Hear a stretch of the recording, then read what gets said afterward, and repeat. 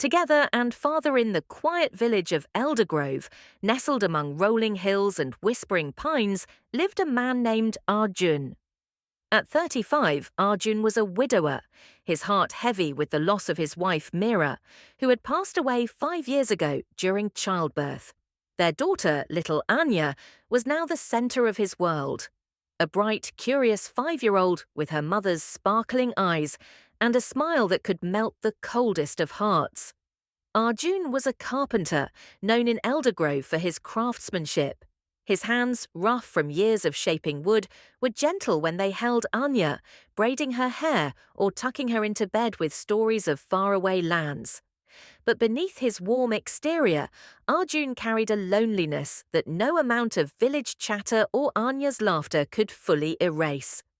Meera's absence was a wound that hadn't healed, and he had vowed to dedicate his life to Aanya, convinced that love, for him, had died with his wife. One autumn day, a new face arrived in Eldergrove.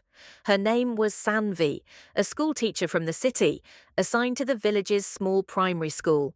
Sanvi was vibrant, with a quiet strength and a love for stories that rivaled Arjun's. Her arrival was like a breeze that stirred the still air of the village, and soon she was a favourite among the children, including Aanya. Aanya would return home each day, her voice bubbling with excitement.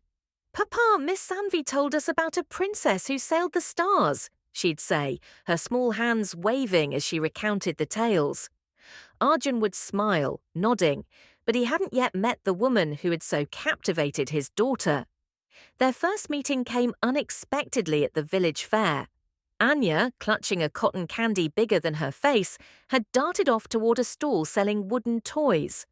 Arjun chased after her, only to find her giggling with Sanvi, who was helping her choose a tiny carved horse.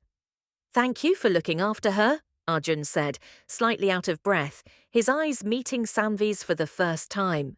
Her gaze was warm, like the glow of a lantern on a winter night, and for a moment Arjun forgot the weight he carried. "She's a special one," Sanvi replied, ruffling Anya's hair. "You've raised her well." That brief encounter lingered in Arjun's mind. Over the weeks, their paths crossed often, at school events, the market, or when Aanya insisted on inviting Miss Sanvi to see her favourite treehouse, which Arjun had built.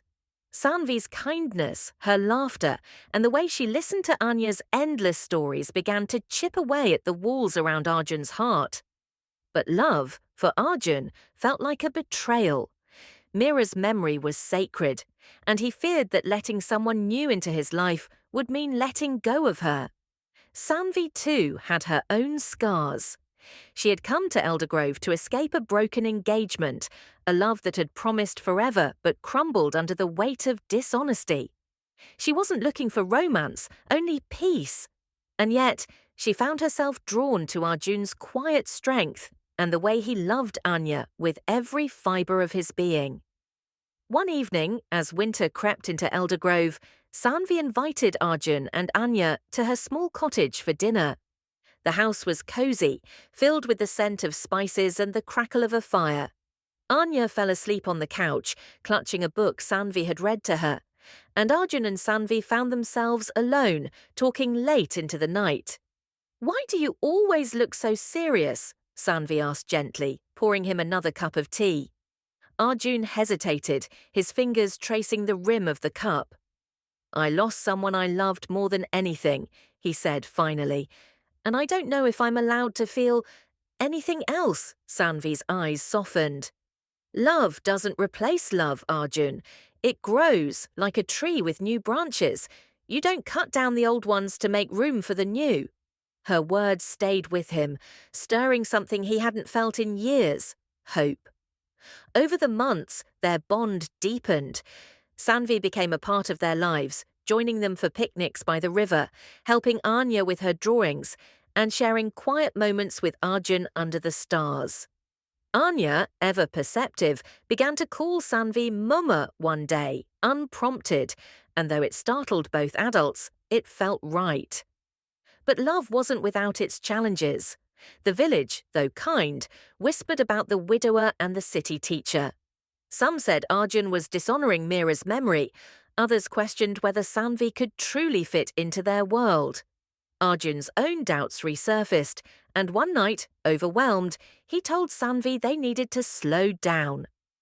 "I don't know if I can do this," he admitted, his voice breaking. "I don't know if I'm enough for you, or if I can be the man you deserve." Sanvi took his hand, her grip steady. "Arjun, I don't want you to be anyone else. I want us, together. You, me, Aanya. We're enough."